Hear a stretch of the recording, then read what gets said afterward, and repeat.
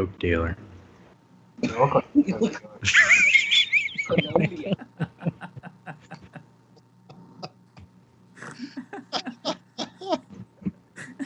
Oh, look, we're on the air. It's the white look. Ross. Oh look, You're on the cocaine. air. We ready? You got any more of that cocaine? Somebody tell me when we're ready. We're ready. We're ready. All right, ready? 3, 2, 1. What are you counting down for? Well, because we're not live, you jerk off.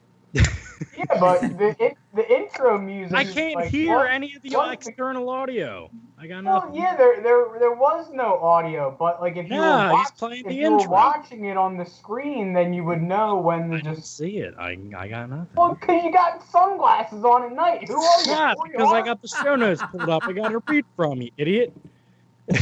All right, ready? 3, 2, 1. Welcome to the Mics of the Round Table, presented by Cinescape Media. We're going to set the table with topics from all areas. I am your host, Sean Harrigan, joined as always by a round table full of sexy guests. We have on the dais today Mike Shea from Mixtape Radio. Mike, how are you doing? You look great. Come back to me.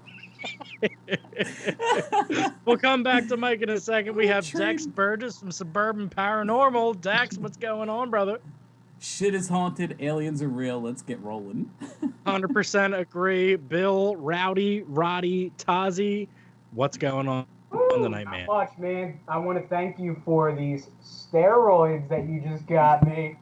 Are you, that's full right in. I thought you might have injected them. You're going right full bore ingestion. Great job on your part. Let's come back to Mike Shea here. Mixtape Radio. Mike, are you okay now, sir? I'm good. That's great. Oh, Fantastic. God, I've laughed that hard so Look at the long. size of that water bottle. It's Hell like yeah, a- man. You gotta a silo hydrate. of water. It's one of those ones where it's like marked off for like the hours of the day. I'm not hydrating enough, apparently. Nobody In case you can't tell time and multitask drinking a bottle of water.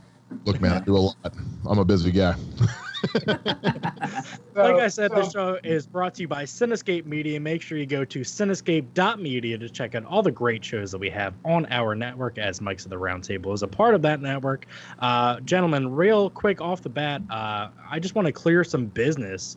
We have a couple of brand new shows joining the network. One, Satire is Not Dead, has already joined in the past week and a half or so, hosted by Harvey Gott.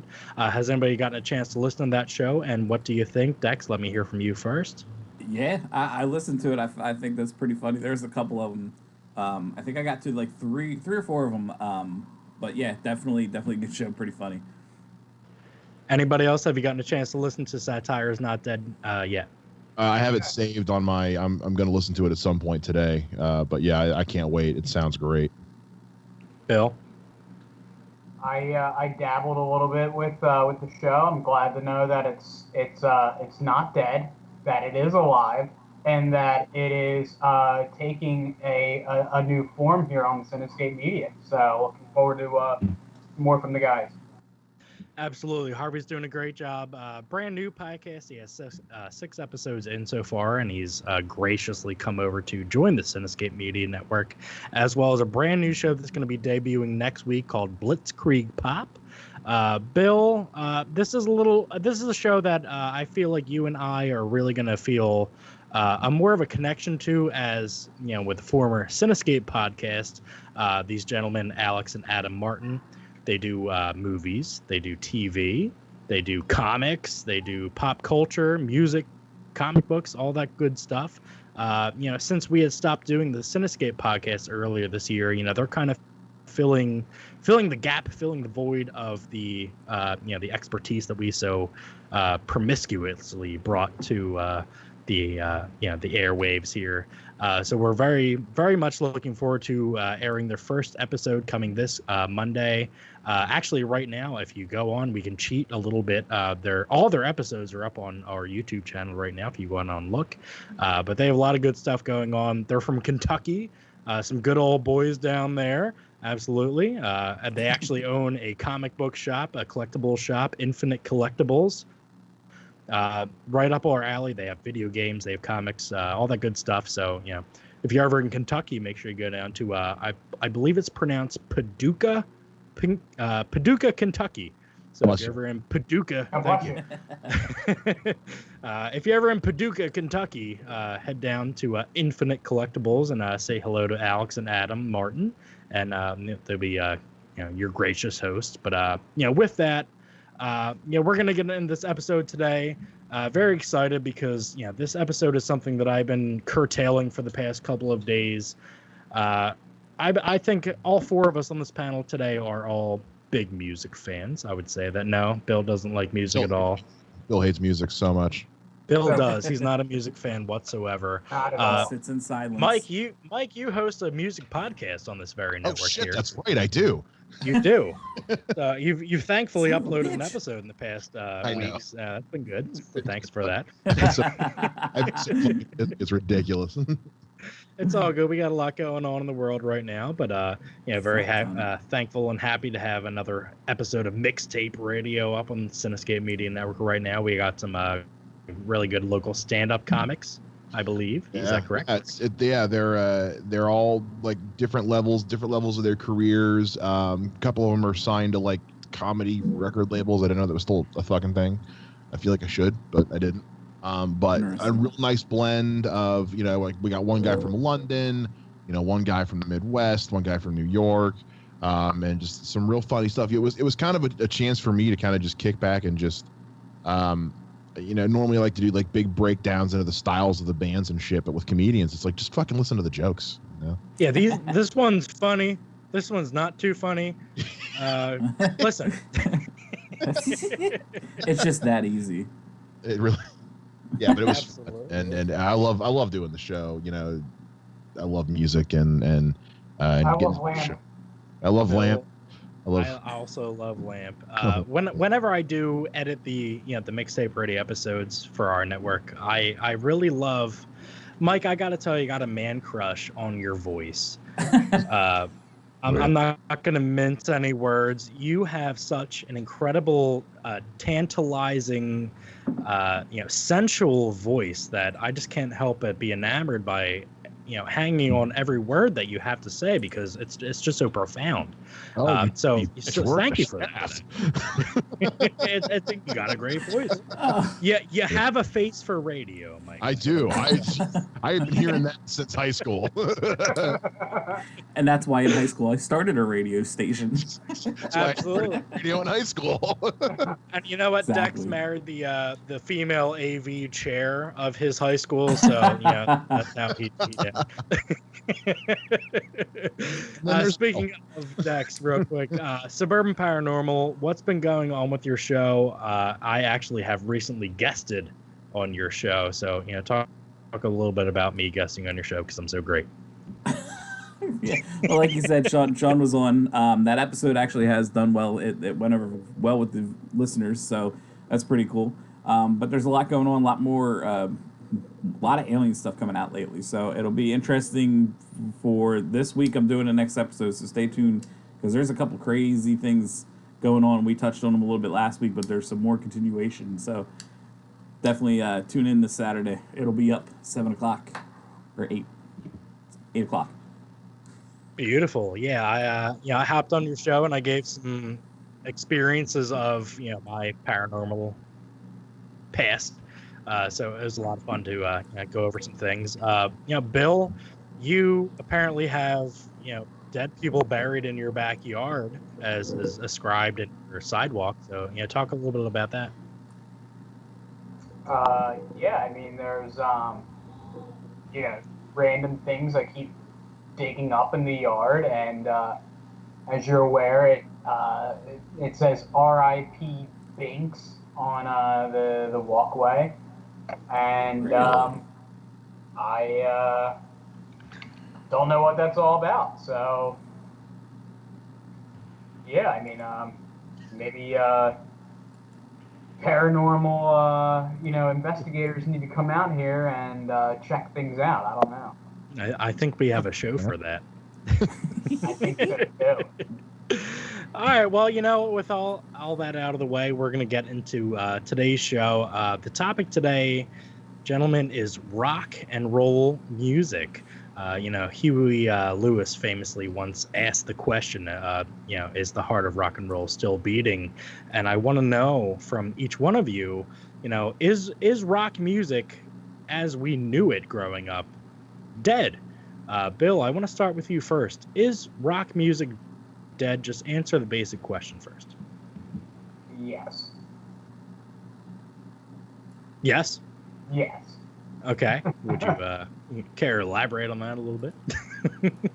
Well, you asked me to elaborate after you just tell me. All right, well, fine. Fuck you. Dex, is rock We music want to dead? know. Nah, we don't want to know any more from you, from Bill. Dex, is rock music dead? Yeah, I'd say in a sense. Mike? Fuck no. Fuck no, it's not. He would know. He hosts a show about rock music on this station.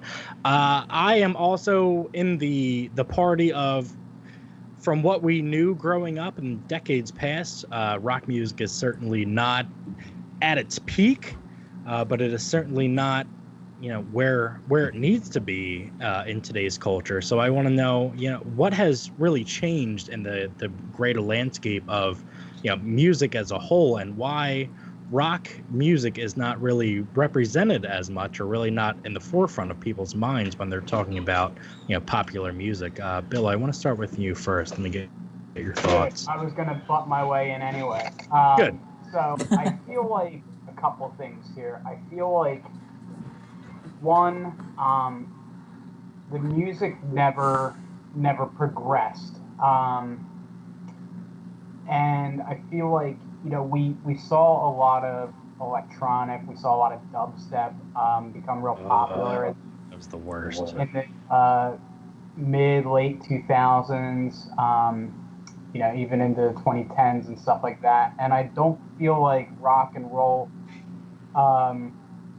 either, hit a launch pad and launched off of new, of old rock and roll, from the 90s and stuff like that. So I don't feel like there was a launch pad that, took it to another level or into another subgenre. Also, I feel like the mentorship of rock and roll certainly isn't there anymore, much unlike how, like, the late 80s and early 90s. Like, I felt like there was a lot of bands that, that ultimately toured together or passed the torch. When you look at, like Ozfest, and how, just touring with Ozzy would be enough to get you into the next stratosphere for some bands. Or, when you look at like Summer Sanitarium, where, the one card lineup, was Limp Bizkit and Linkin Park and Deftones, headlining with Metallica, and you felt like, those bands were being primed to, to carry the torch and things like that. And then just somewhere in the mid 2000s, early 2010s, like, just something fell off, and I felt like there was nobody to pass the torch, and I didn't feel like anybody was like mentored or anything like that to be the next, so and so. So I don't know, something fell off there. I don't know if I definitely want to circle back to that with what you're just saying. Dex, I'm gonna get your thoughts on this though real quick.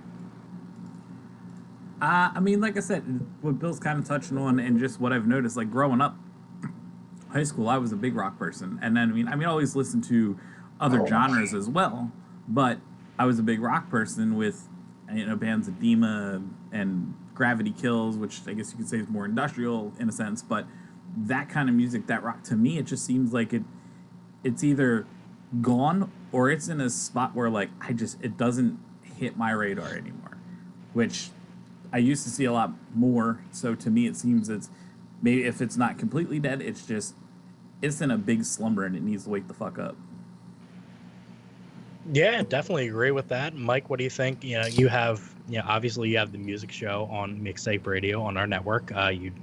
You delve heavily into current music and all sorts of genres, but specifically with rock music, how are you seeing not only local artists, maybe submitting your show or finding artists to play, but just what you encounter in your day-to-day life? So I think the biggest thing, and to kind of go off, I don't think it's so much that rock music is dead as so much that most interesting things that are happening with rock music right now are with the heavy metal subgenres. I feel like the heavier music is where the more interesting and evolving side of the music is, because rock music did kind of hit a wall at one point where everything just kind of started to almost be like an echo chamber, where like Bill mentioned, there were those mentor bands that were paving the way for the next generation, and then we kind of just stopped getting those. And I think part of the reason that happened is because we saw where, remember back like in the 70s.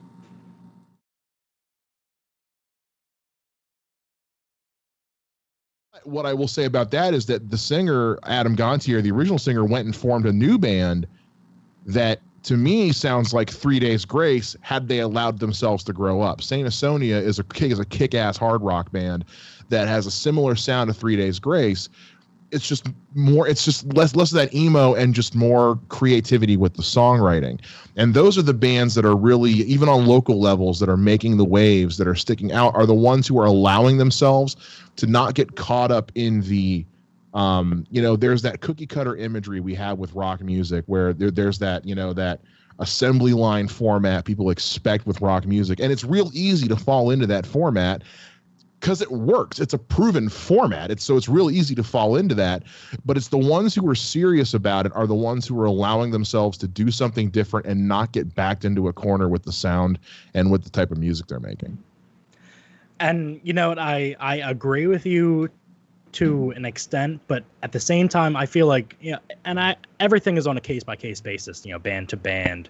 And, there are certain bands that you hear that you associate a certain sound, a certain riff with, that you just, you want more of the same with. And then you have other bands that do progress and try different things that maybe don't resonate with you the same way that they did when you were a younger person. You can hear Metallica albums from the 80s, and you hear 8-minute songs with 3-minute solos and different things, and then you hear their 90s stuff where it's more mainstream and condensed, and then you see them getting back to more of the same in later years. But then at the same time, you have bands, and we're gonna go all over different genres of rock tonight. I'll pull up a band, A Day to Remember. They started out as a hardcore punk influence, a little bit of alt rock, screamo, whatever you want to call it. Now, stuff that you hear today, they're doing like collaborations with Marshmello, and they're more poppy. And to a music snob, bands like this are quote unquote selling out and changing the way that they make music in order to resonate with today's audience. So that's another big focus that I want to touch on tonight. Selling out in the terms of changing your musical style to appease an audience, as compared to just making the music that your band actually wants to make because that's what you do. So Mike, we'll stay with you here. Are there any bands that you can think of who have drastically changed their their musical styles to appease the current audience as compared to what they have done in the past? Well, Day to Remember is a great example. I mean, absolutely, yeah. One of the most, for walking that. First of all, they were one of the first bands to really do that blend of the pop punk and the fucking metalcore. And honestly, I don't think there's any other band that did it better than they did. A lot of bands tried to copy that style and either went too far into the metal. You hear at A Day to Remember breakdown, and it's a Day to Remember song because it's across 4 or 5 albums, the same exact breakdown. Do do do do do do do. It's the same thing over and over again. But as the same you don't want to keep hearing the same thing over and over again. But at the same time, when you don't hear it, well, this doesn't sound like their other shit. This shit sucks. And it's kind of it's a weird. I'll give you another example of a similar situation is the band Betrayal. Every fucking Betrayal song sounds exactly the same and follows the same format. Is it a good format? Fuck yeah, it's a good format. You know what to expect from one album to the next, same fucking thing. But as far as the ones who have been like the drastic sellouts, one of the ones that I go to a lot is Linkin Park. Rest in peace to Chester Bennington, one of the greatest rock vocalists of my generation. And they would still perform their old shit and Homeboy could still hang. But when I think back to the first 2 to 3 albums they did, which had very strong hard rock and metal influences into them, as opposed to one of their last albums where I remember I saw a video of them performing live at the Video Game Awards, and it was acoustic guitars and synth touchpads. And I was like, what the fuck is this? This, and that's all their music is now. They've thrown away, they always had that nice blend. Again, they had that nice blend of that the hip hop and the electronic and the metal, but they got to a point where they just took the metal part and just threw it out and never went back to it again. They were one of the ones where I remember, I couldn't tell you anything off their last 2 or 3 albums because to me it all just sounded like the same crap I was hearing on the radio. I can actually tell you, I'll flip this on you. I'll give you one where they did a drastic change on that, and I think it worked out for the better. And we mentioned them a little bit ago, and that was Evanescence. So they last year before, I think it was 2 years ago, came out with this remix album, and it was all these synth orchestral remakes of basically their greatest hits. And they took that on a tour. It was them performing. It was almost like Metallica's S&M show. It was the band performing with a full orchestra behind them. And I got to tell you something. That was one of the best live. I took my sister to it because they were on tour with Lindsey Sterling, and my sister, huge Lindsey Sterling. I love Lindsey Sterling. Was one of the best concerts I've ever been to in my life, and I've been to a lot. I found that particular musical style change up that Evanescence did, I actually felt fit their songwriting style and their musical style better than what they had been doing for years up to that. I like old school Evanescence, but when they flipped it on themselves and did this whole complete musical adjustment for this one album, I was like, if they would just do this, I would buy another Evanescence album. They grew in the right direction. They did. They grew in the right direction. They tried something different, and they stuck the fucking landing. And I'm all for bands and musicians experimenting once in a while. You want to try something new, great, but also have the balls to admit when it doesn't work. Yep. Sometimes you have to be able to look at something and just say, if you want to, if you are enjoying the sound you're putting out, fine. But but the fans aren't enjoying it and it's not selling, I've seen a lot of bands get really indignant about it. It's like, just admit that it's not working. You tried something and it fucking failed. Move on. It happens to everybody. You want to try something different. That's why side projects and solo projects exist. Experiment with your music. By all means, it's the more good music out there, the better. But it's a fine line to walk. You don't want to get backed into a corner and be trapped in a bubble, but you don't want to also go so far off from what you were doing that you alienate your already built-in fan base. Yeah, I definitely agree. When you bring up the prospect of side projects and things like that, side bands, there's, every great rock band out there has, solo, their solo stuff and, different side projects. But, reinforcing the fact, going back to, bands kind of drastically changing their stylings. Bill, is there, any particular bands that you can think of that maybe you thought really drastically changed their stylings, or maybe you thought kind of sold out a little bit? One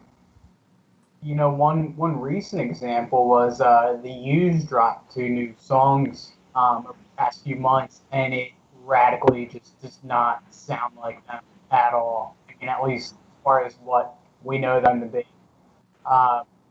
It was very, very poppy, very like that, like kind of lo-fi, like it just didn't sound like them at all.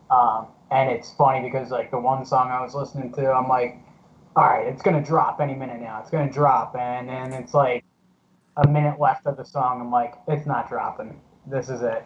Right.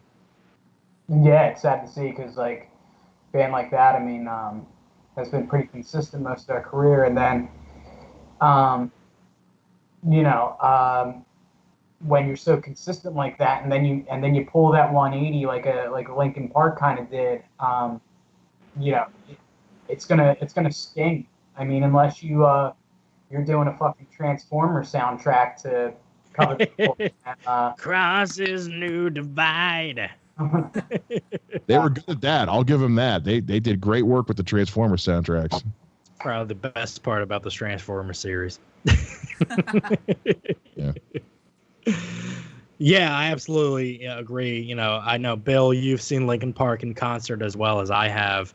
I had a bad experience seeing Linkin Park in concert. I felt they were very, overly, produced in the form of where it was, pre-mixed and everything.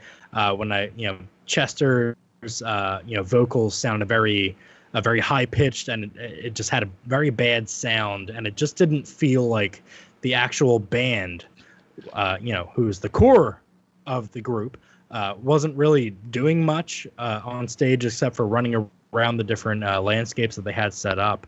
But Dex, let me get your thoughts. Is there anybody that you can think of in recent memory that is kind of, quote unquote, sold out? No. Not recently. Maybe I lie. I haven't listened much to it. Well, like I mean, it comes down to where, like we were just saying, the main topic is rock dead. For me lately, nothing has really hit my radar. I've only recently listened to some stuff from, listening to Mike on his other show and playing stuff. That's the only time I've really recently listened to anything. But I mean, I have the same sentiment as you guys. Like Bill was just saying with the U's, it's like, oh man, I used to listen to them.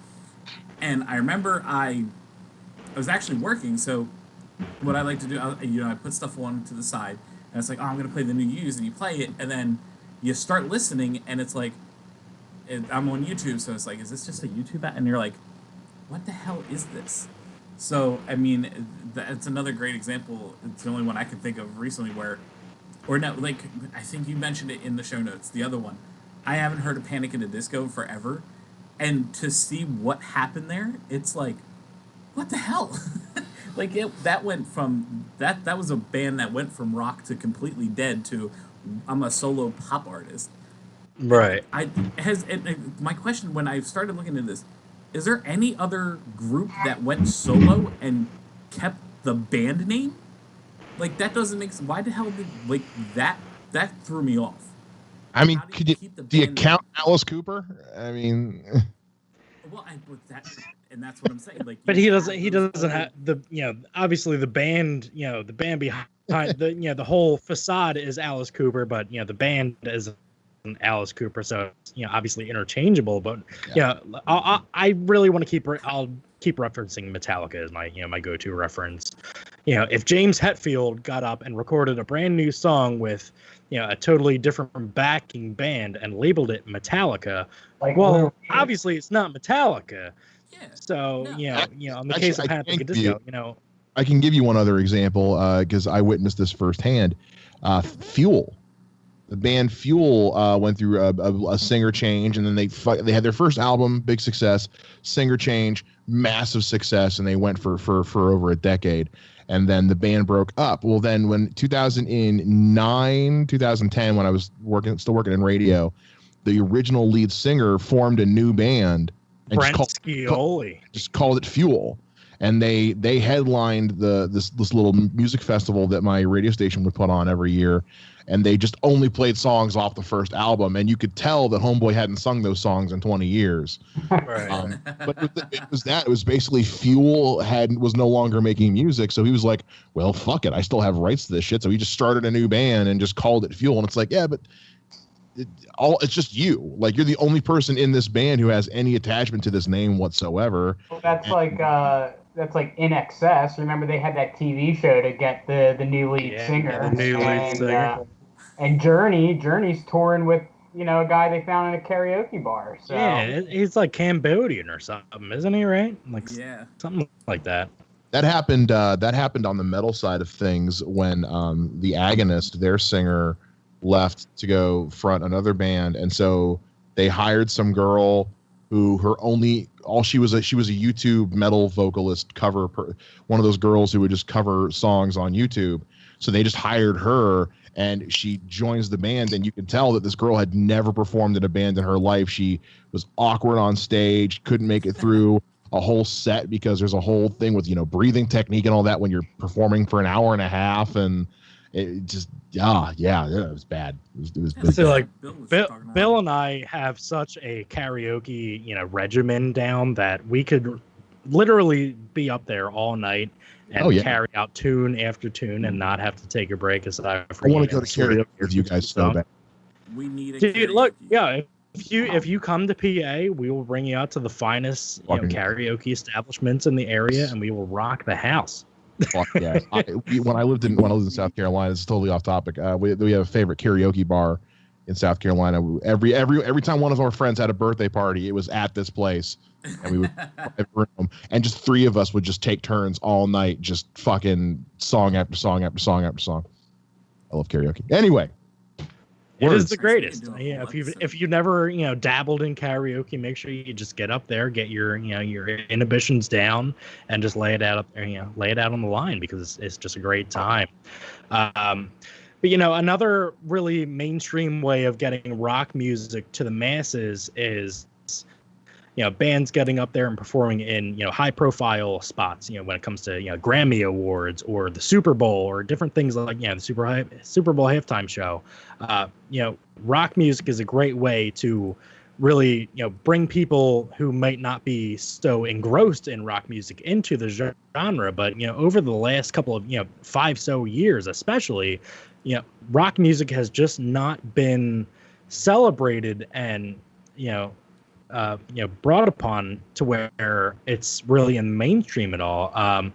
Looking at a couple different things, anything Grammy wise, any rock representation has been always they have to be collaborations. You had Bono from U2 collaborating with Kendrick Lamar, or Rock Band X collaborating with Post Malone. Why is it right? So why isn't that a rock band can get up on the Grammys or anything like that and just rock the house to the point where everybody's going to be up and moving regardless of whether you like rock music or not? What is the real holdback with that? Mike, I want to start with you. I honestly don't know. I think it still stems from that old prejudice from the 60s and the 70s where people thought rock music was evil and immoral. And what's happened nowadays is it's like, well, now we can't say that, but they still treat us like that's the way it is. I mean, nowadays you watch the Grammys, the Rock Awards aren't even televised. No. There have been, first they took all the rock and metal awards and combined them into just one fucking award because that makes sense. Because what ends up happening is you have Hailstorm nominated for the same award as Lamb of God. It's like those two, I love both bands. They should not be in the same category together. Not whatsoever, no. Because what ends up happening is Hailstorm wins the award. Are they deserving of a Grammy? Yes, but if you're putting them next to Lamb of God, that's not.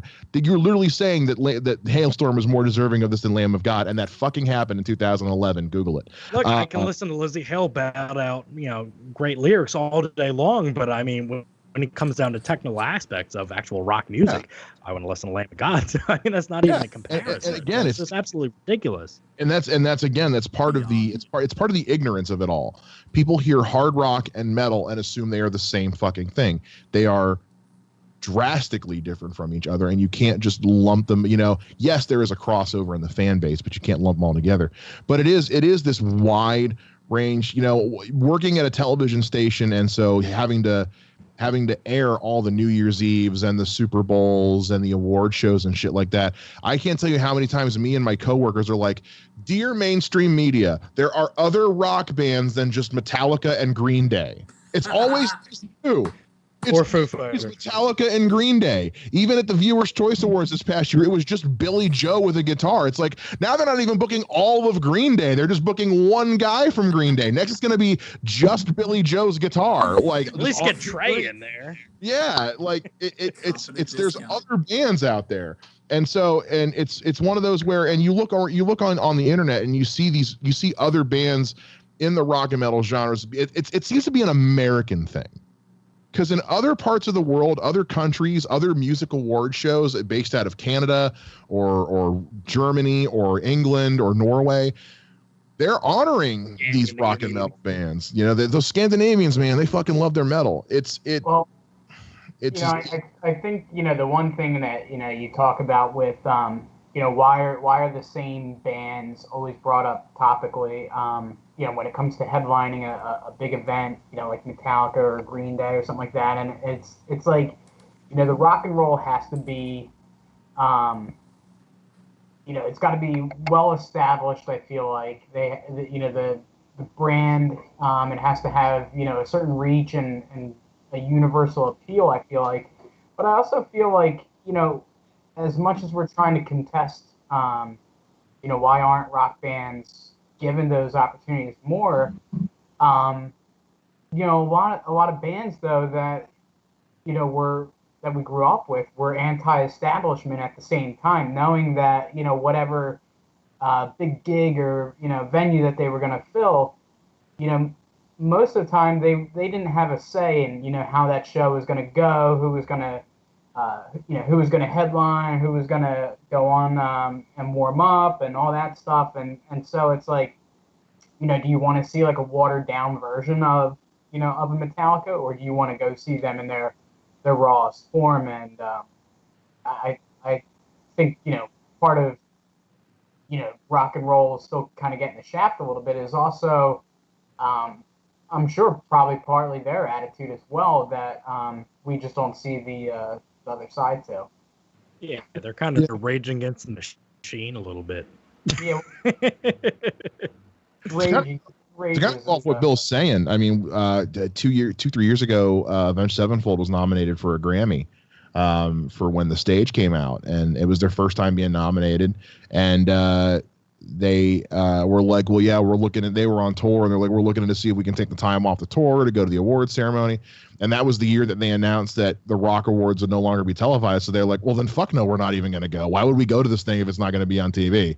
Mail us our award. It's fine. You know, you know, when you look at a lot of these bands, a lot of times they're having to pass up on stuff like that if they ever even get invited.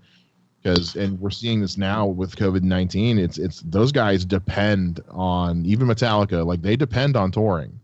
Right. That's where the money's at. And you know, it's not, I mean, like, you know, Beyonce, a band like Metallica that's putting out an album every 10 years at this point, you know, they're making all their money on touring and merch. So yeah, you know, when they're getting postponed, it's obviously going to take away. You know, Britney Spears gets a Pepsi endorsement, and you know, Metallica's not getting that. Killswitch Engage isn't getting that. They have to go on tour. You know, got Rat's getting it. Rat's the fucking what is that insurance commercial? Like Geico, maybe. Yeah, I saw that and I was like, where did they? There's a rat in the house. Where'd they drag Rat out of the fucking mothballs? Round and round. They had to pick the lead singer up off the stage because he passes out fucking drunk and drugged up on him. Yeah, whenever. Oh, I know. Well, they did the final countdown for that Progressive commercial too. Yeah, that was another one. Yeah, that was a great commercial. Yeah, where'd you find Europe laying around? Jesus. But so when we're actually talking about, you know, mainstream representation, you know, I wanna hearken to the, you know, the Billboard Hot 100 and, you know, the top 100 charts. Dex, I'm gonna throw it to you. You're talking about you know, Panic at the Disco and stuff right now.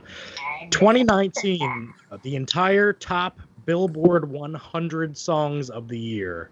I'll give you the number 11 song that has any semblance of a rock flavor, which is actually at number 11. But you mentioned Panic at the Disco. Obviously, you know, Brendan Urie, the lead singer, doesn't even have his actual, you know, backing band Panic at the Disco anymore. You know, he's pretty much just a solo artist, you know, giving his takes, you know, making bank off Panic at the Disco. You know, when you see, you know, the top charts of, you know, no representation in rock, like, you know, how does that make you feel as a rock fan? It's disappointing. Like you said, the only thing was,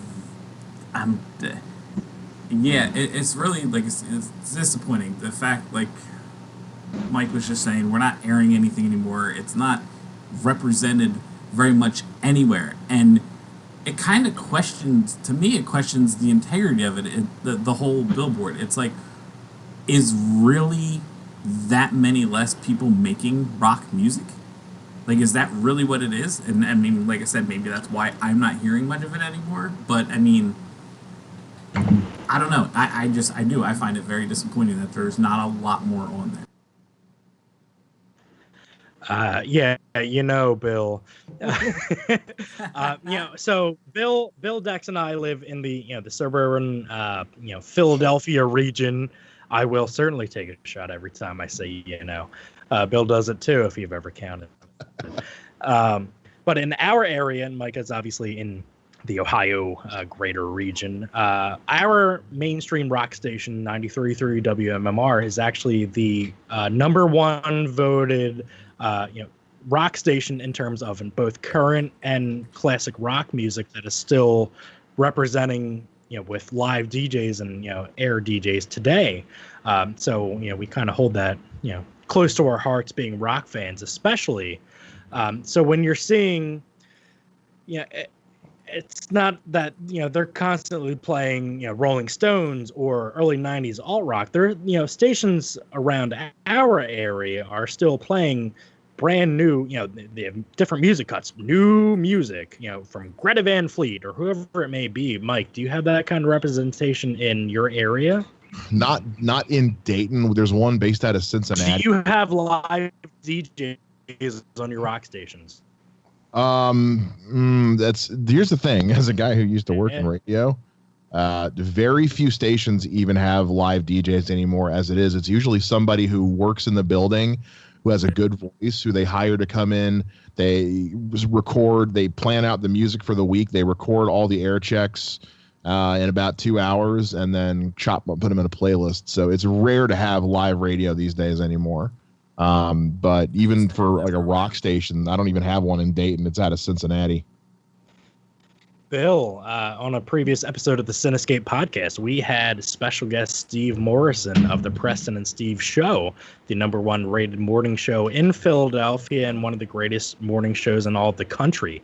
So when we've had actual interactions with somebody like that who represent the rock and roll genre and try to bring it to the forefront of people, and you still see people just not responding to it. As a fan of the genre as a whole, what does that kind of do to your musical soul? Yes, on the whole, it doesn't feel. Preparation age does feel good. Yeah, I mean it's it's unfortunate to hear the disparity, from like an area where Mike is in Ohio, where WKRP Cincinnati is the only viable option. Nice.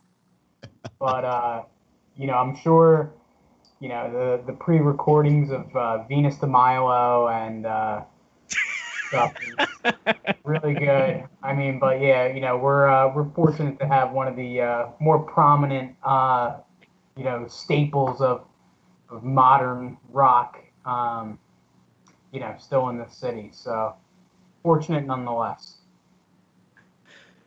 Yeah, absolutely. And we were talking about the Grammys a little bit ago, and we were talking about the different representations, maybe legacy acts or people that have been in the genre for a long time getting represented where maybe they necessarily shouldn't have. I have a spreadsheet here that I created of.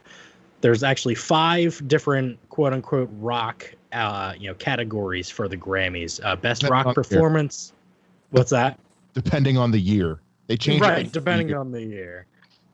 It's best rock performance, best rock song, best metal performance, best rock album, and best alternative album. So I went back through the past 5 different Grammy Award ceremonies and listed each one of these.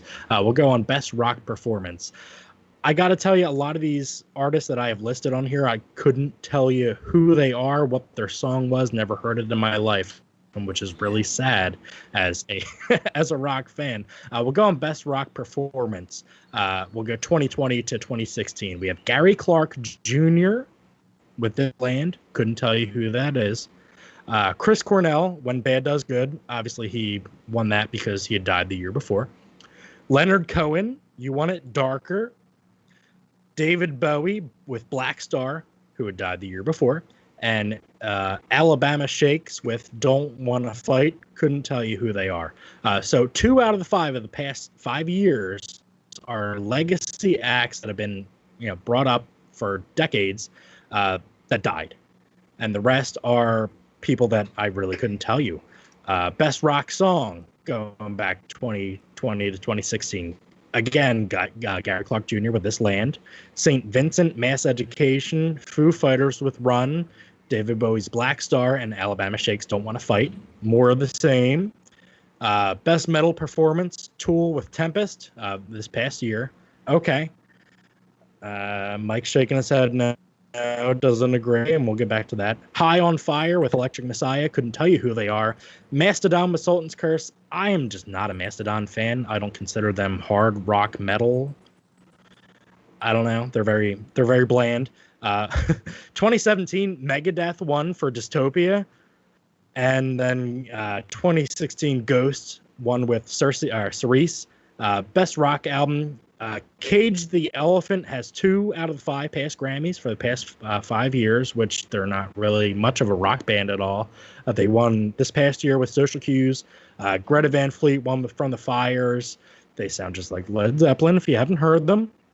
The War on Drugs and Muse. And then best alternative album, you have Vampire Weekend, Beck, The National. Couldn't tell you who that is. David Bowie again with Black Star, and Alabama Shakes again with Sound and Color. So it seems, especially across categories, you have so much of the same, and 2 of the 5 are, legacy acts that had died the year before that they were nominated just to give them something. So there's just so much misrepresentation in these major award categories that are just so indicative of the fact that mainstream award shows and media don't really give such a representation to really good rock music and really good original rock music, and they're just kind of cherry picking off of acts that have come before and seeing what the newest thing out to just give them something, or because they died they gave them something. Dex, seeing this list, how does that, kind of come around full circle for you?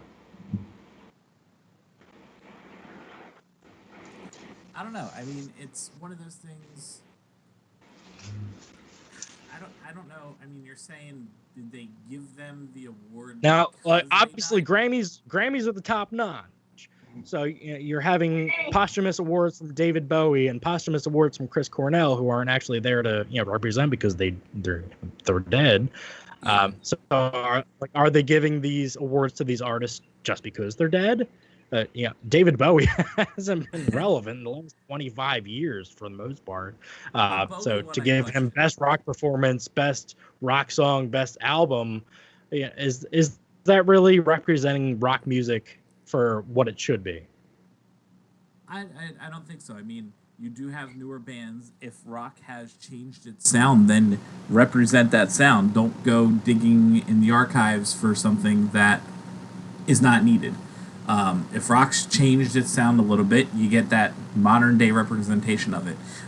David Bowie, like you said, that one I guess would be kind of a reach, but I mean, Chris Cornell, I'm a real huge Chris Cornell fan.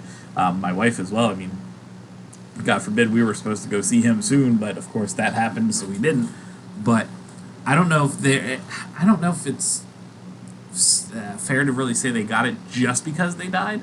But I can see where that kind of thought process comes from. So I do, like you said, maybe a little more modern day representation if that's how it is. But if they die and they get an award, then that means more young people are going to rediscover their music through streaming and iTunes and all that stuff. No. But it's not happening. It's really not. No, it doesn't. Because the money's not there no more to push that person in front of other people. So that Right, audience is Bill, gonna would die. you, But the Bill, person would you dead care at to that elaborate on point, that? they're getting an award, so you're telling people that this was somebody who was accomplished. So, I mean, look at Prince. When he died, his music blew up overnight. People are like, who's Prince? Right, but at the same time, is it because he was actually producing great rock music at that time, or because they're just capitalizing on his death? Oh, Both. So is that really an actual representation of the greatest, award winner of that genre at that time? No. no, because it's a staged event. You don't think the same people that are sitting in those seats that belong to certain record labels that have certain RCA records. Yeah, like they're pumping money into an event that represents certain artists. So it's all a sham. I kind of want you to kind of go off what Bill was saying with the younger audience getting introduced to it. I think the problem you're finding though is that a lot of that younger audience isn't watching like these award shows because most of them, kind of like we've been talking about right now, they don't feel represented by the results. When I look at, first of all, the fact that there is a best metal performance but not best metal album makes things weird, because what you end up having happen is Slipknot getting nominated for best rock album or Gojira getting nominated for best rock album up against like a Chris Cornell or a U2, and it's like you can't. Again, you can't be mixing stuff up like that. It's so vastly different. But yeah, I think for the most part, a lot of those younger folks, they don't feel represented by the results of these award shows, so they don't watch them. They don't give a shit. That's why the Oscars, that's why their ratings are tanking every single year, because They keep cutting everything out. Yeah, no shit. Same with the Grammys, is they keep the reason I said at the top is that rock is not dead, is fuck no, rock's not dead, is because when you look at the concert going experience, okay, every single state in the U.S. has its own dedicated rock, hard rock, and heavy metal music festival that goes on every summer. They were all put on by the same company up until a couple of years ago, but they are all 2-3 day events that feature over 100 bands, tens of thousands of people. These things sell out in a week every single year. The fan base is there. The problem is the attention isn't being shown to it. The fan base is there. The love and the passion for the music is there. It's just for whatever reason, the mainstream folks at like the Grammys or the American Music Awards or whatever, they're not paying attention to these guys. And we've brought up things like the counterculture, anti-establishment feel that originates from the fact that the NFL said we think Metallica is too loud for a sporting event that involves F-15 fighter jets and fireworks flying over the top of it. Okay, sure, whatever, that's fine. The fact that we've seen where Metallica, this rock and roll Hall of Fame band, can't perform at the Grammys unless fucking Lady Gaga is there. And then while they're there, her little backup dancers wind up kicking a cable out so that Metallica's microphones don't even work for the fucking performance. Like the rock has been the redheaded stepchild of music since its inception. And it doesn't seem like that's changing anytime soon. And you know what? It kind of, as a rock fan, doesn't that kind of make you feel more solidified in your stance? It's not the mainstream, it's not the popular thing. I like something cooler than what you're imagining from listening to Lady Gaga or whoever you're fucking listening to on shitty pop radio. It used to. It honestly used to. I think now I'm just so over it. It's like, okay, if you're gonna, because if you're gonna fucking have a best metal performance or have awards for it, don't dick us around. Like if you're just gonna dick us around, don't have it. I would rather you not have the award at all than have it and shortchange the fans. I'd rather you not schedule Metallica or Green Day, since those are the only two anybody ever fucking books anymore.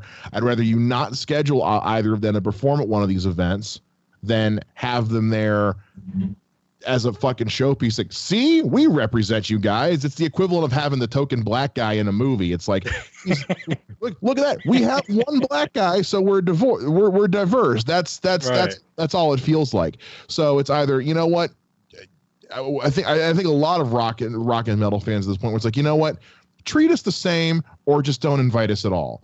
We don't want to be invited to your fucking party if you're going to act like we're not there, because that's just time that we can spend at our actual fucking concerts and enjoying each other's company. Because if you're watching this right now and you've never been to a rock or a metal show, even if you're not a fan, fucking go, because you will experience a crowd atmosphere the likes of which you will not see at any other musical event. I promise you.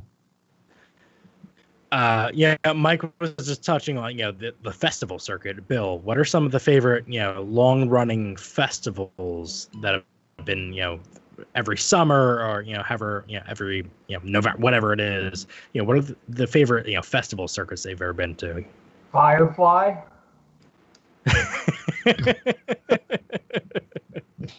Now, give us a real one.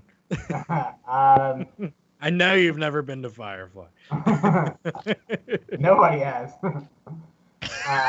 We're not that pretentious. One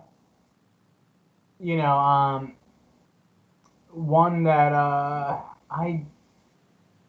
you mentioned Summer Sanitarium. Yeah, that was. Yeah. Well, I was 2000. I was You've been to one.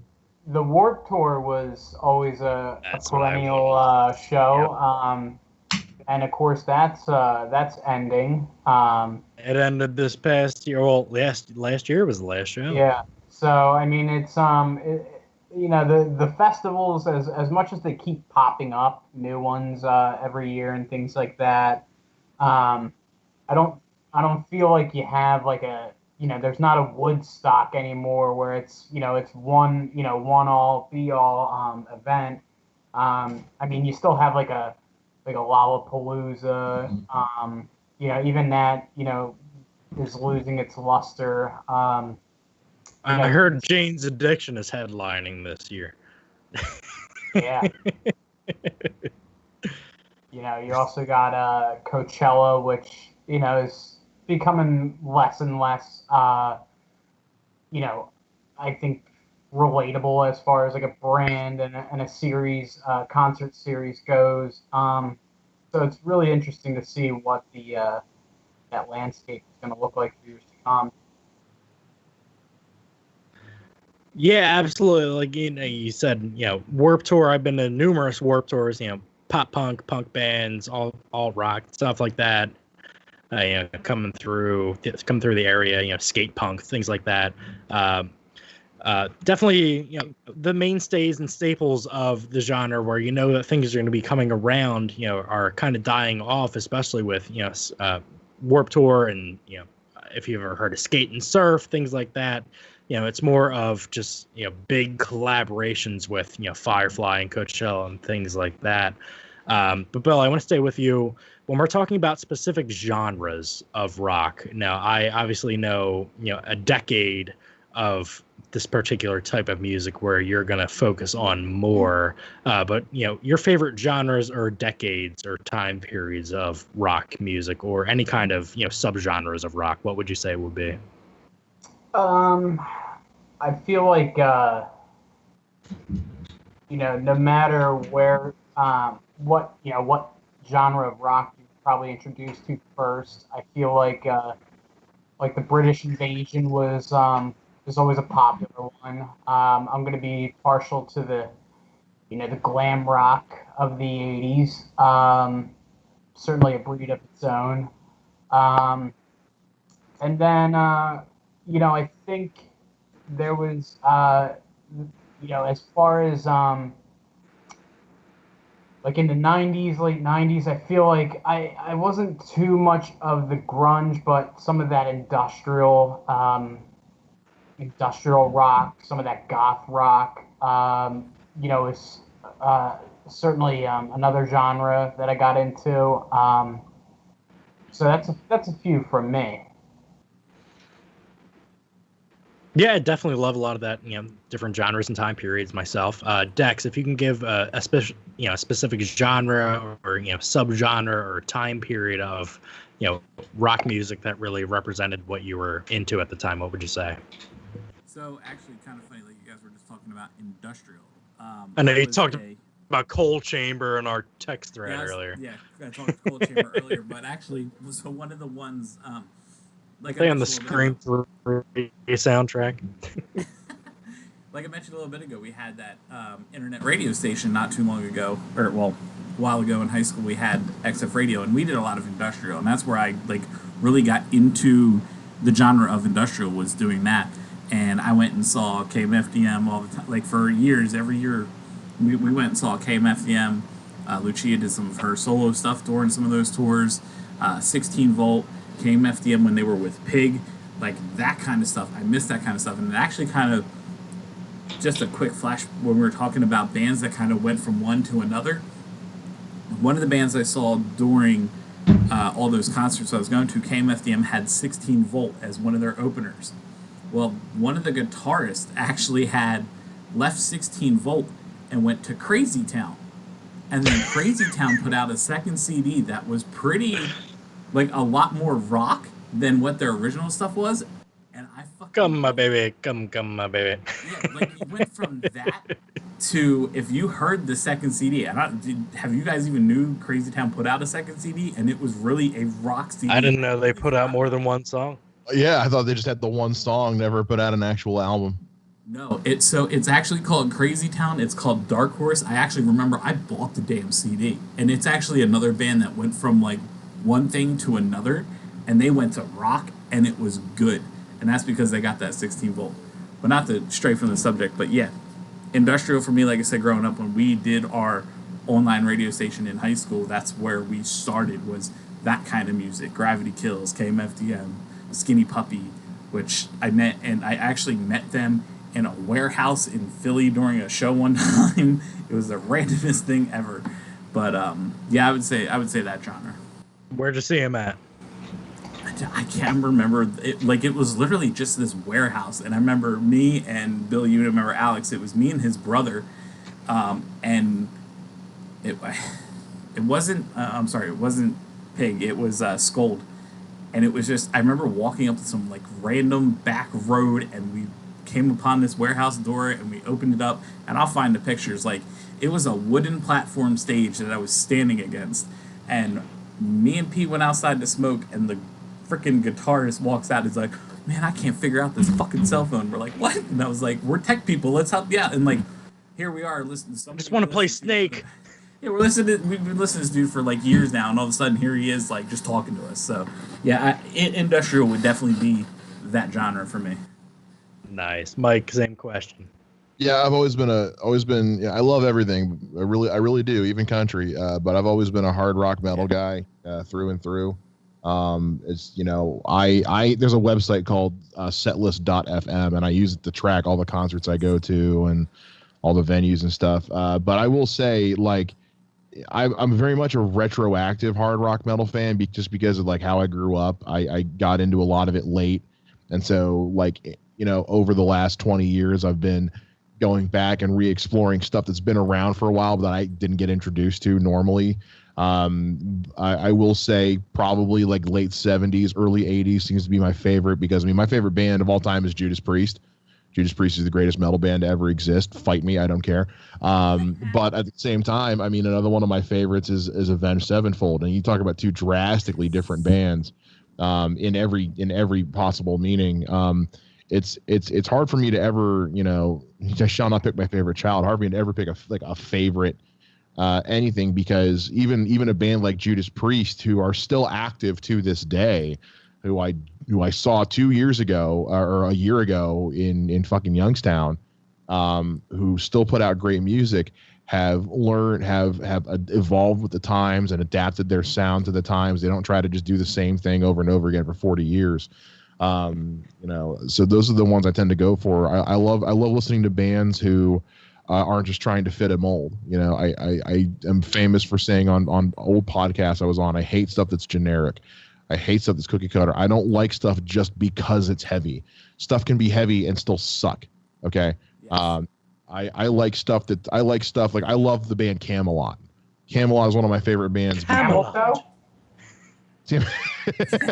Camel So I was going with Monty Python and the Holy Grail there. Because they write music that's, you know, a lot of it's based in, you know, they've done several concept albums about like Goethe's Faust story, you know, about the story of Mephisto and things like that, and they've explored medieval themes. They do but they're very theatrical in their music, but still also really fucking heavy. I've seen them like 3 times, so I love stuff that's different and a little off the beaten path and is very much just uniquely its own. But yeah, late 70s, early 80s, man, for rock music. I mean, Black Sabbath, Judas Priest, Guns N' Roses, fucking Queen. I mean, come on, man. Yeah, I would say for myself, I mean, in terms of genres and decades, Bill knows I'm a big early 90s alt-rock fan. You know, early Pearl Jam, Nirvana, Gin Blossom, stuff like that I love. Stuff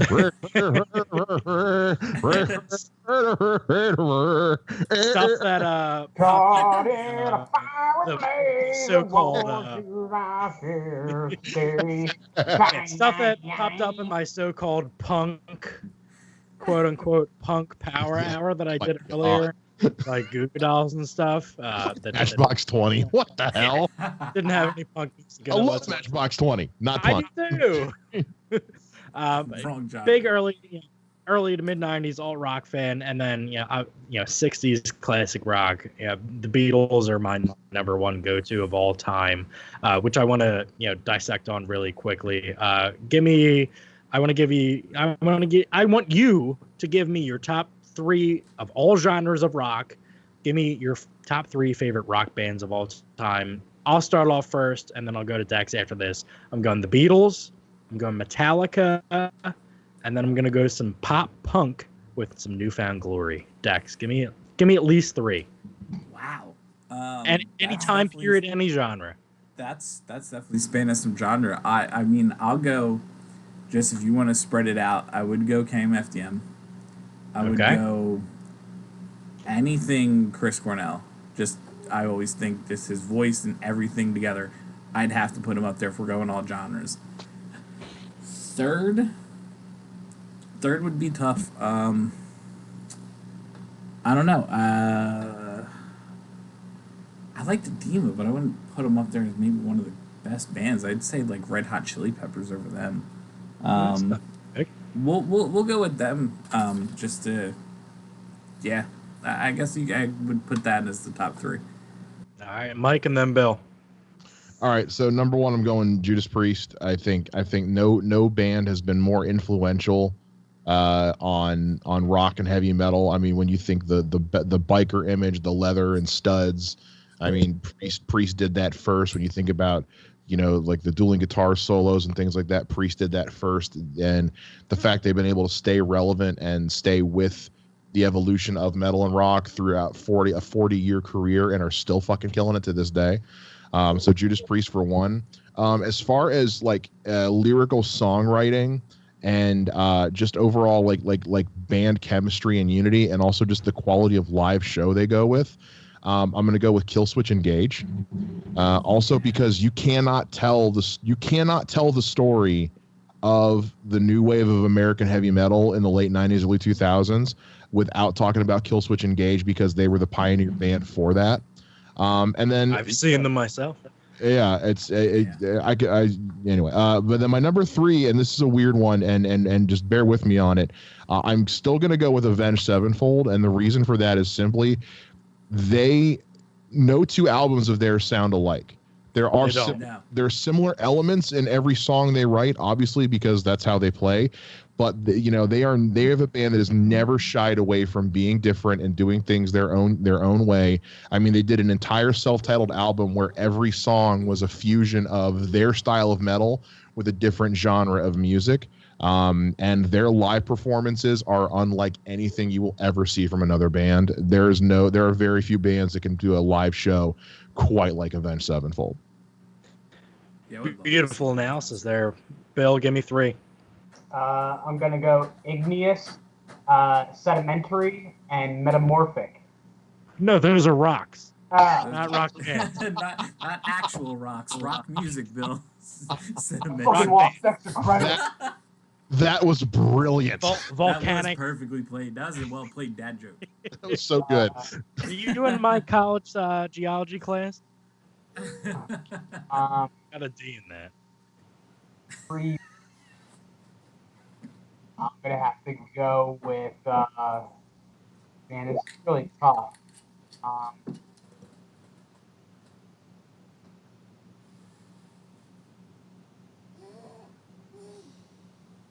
What was that?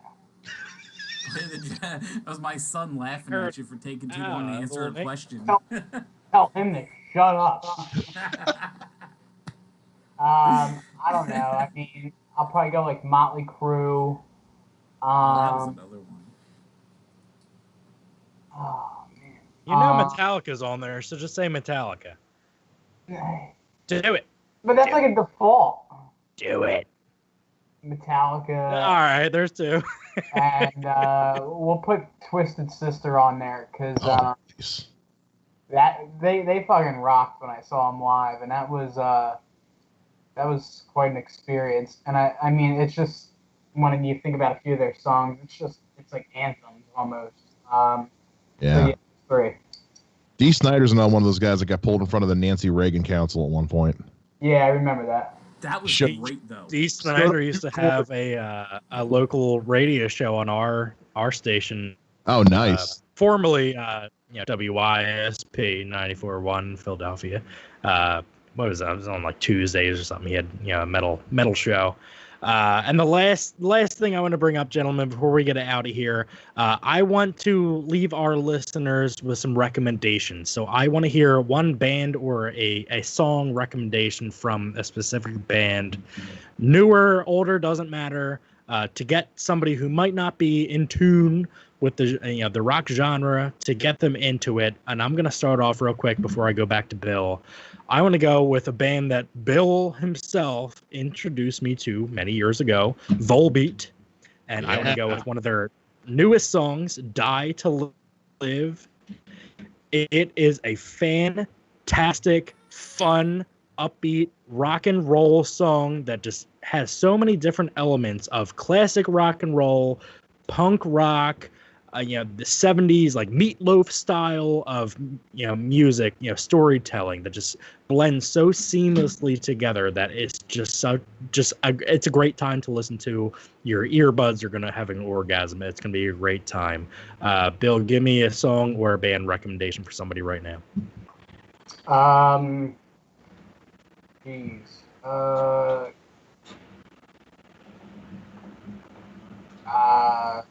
I don't know. Go check out Bullet for My Valentine. I feel like that's one people might be a good mainstream, yet like, oh, I can't believe I haven't heard of them kind of thing. So I feel like it's recent enough, but not, too old. Go check it out. Yeah, great recommendation. I saw them in concert before, actually with Killswitch. Mike, give me a song or band recommendation. First of all, Bullet for My Valentine, still making music, still kicking ass. I'm gonna give 2. One is somebody I featured on Mixtape Radio in one of the earlier episodes. They're a band called Long Night.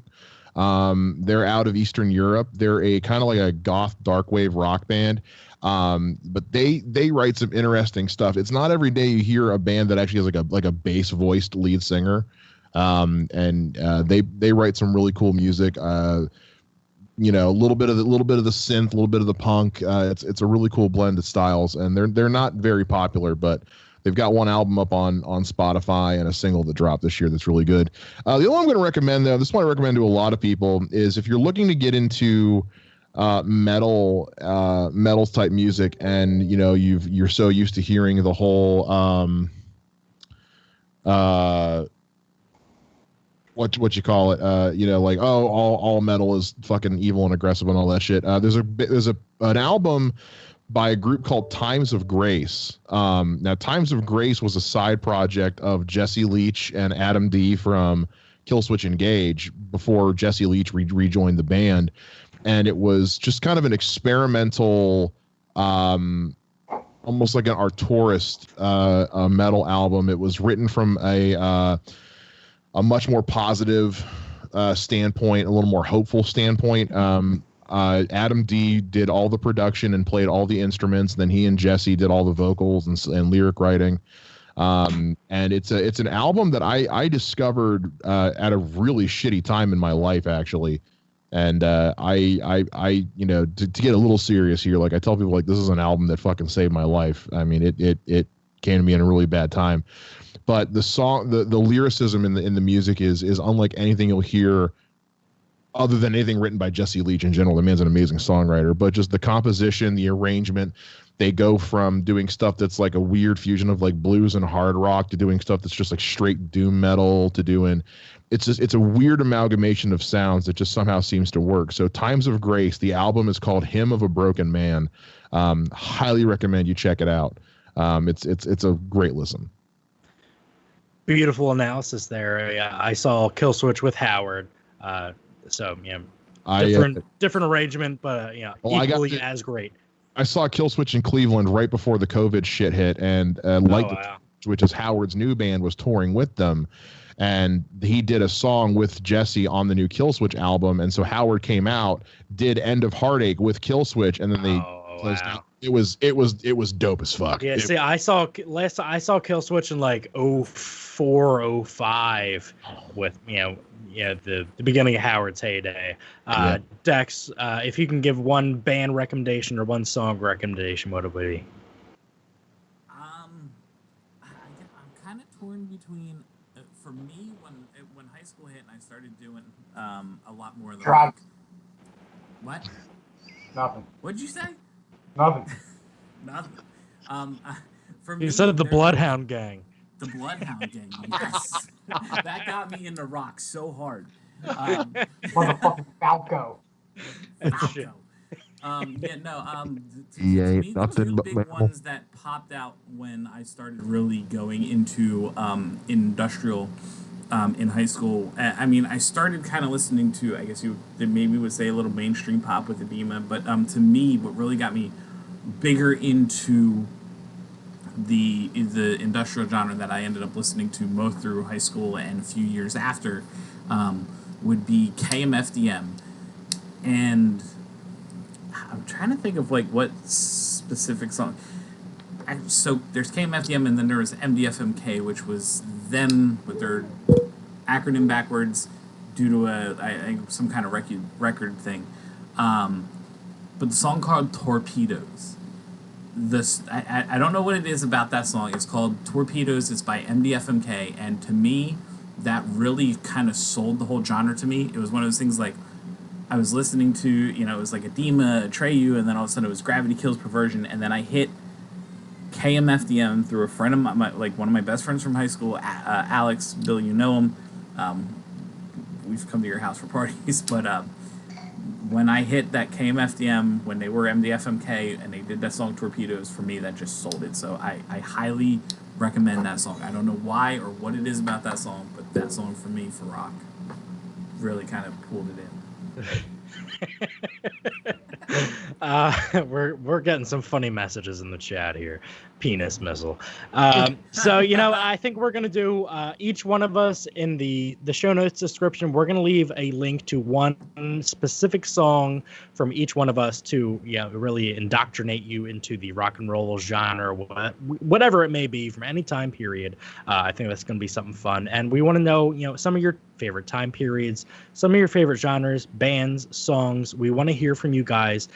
Make sure you go and check out this episode on Cinescape.media and leave a message of all those things, favorite songs, favorite bands, and make sure you subscribe to this episode. Mike's of the Round Table on all good podcast platforms. We're gonna edit this out, obviously. Platforms wherever they may be. For myself, Sean Harrigan, for Bill, Rowdy Roddy Tozzi, for Mike Shea, and Dex Burgess, we want to say thank you for joining us tonight, and rock on, ladies and gentlemen.